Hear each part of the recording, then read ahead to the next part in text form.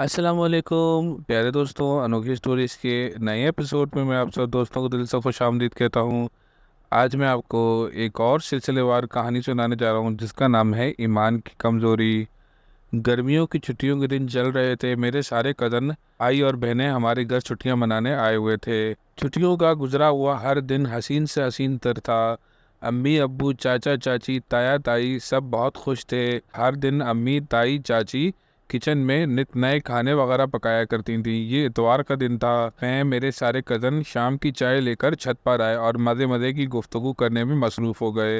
इन सब के साथ मैं भी बैठी हुई थी। मेरे एक कज़न ने कहा कि यार तुम लोगों को किसी जिन या चुड़ैल वगैरह से डर लगता है? तो कुछ कज़न लड़कियां तो ये सुनकर डर गईं। एक दो कज़न भाइयों ने कहा कि जिन या चुड़ैल कुछ नहीं होता, इंसान बस नमाज पढ़े, अल्लाह ताला से दुआ करता रहे। इतने में इस बात को लेकर बहस शुरू हो गई और शाम से रात होने को आई। इस बात का अंदाज़ा किसी को ना हुआ।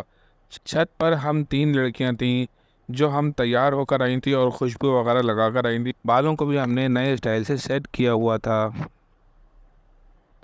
अचानक मेरी एक कज़न के चेहरे का रंग लाल पड़ना शुरू हो गया और मुंह से धुआं भी निकलना शुरू हो गया।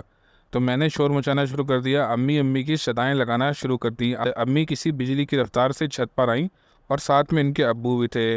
इन दोनों ने जैसे ही कज़न को देखा तो एकदम शॉक में आ गए। तो जल्दी से अब्बू ने मेरी कज़न को गोद में उठाया और नीचे लेकर भागे। ठंडे पानी से मुंह वॉश किया तो कोई फ़र्क नहीं पड़ा। प्यारे दोस्तों, ये थी ईमान की कमज़ोरी की पहली किस्त। अगर आपको ये किस्त अच्छी लगी तो उसको ज़्यादा से ज़्यादा शेयर कीजिए, ज़्यादा से ज़्यादा लाइक कीजिए और मेरे चैनल अनोखी स्टोरीज़ 7 को सब्सक्राइब करना नहीं भूलिएगा। जज़ाकल्लाह, अस्सलाम वालेकुम।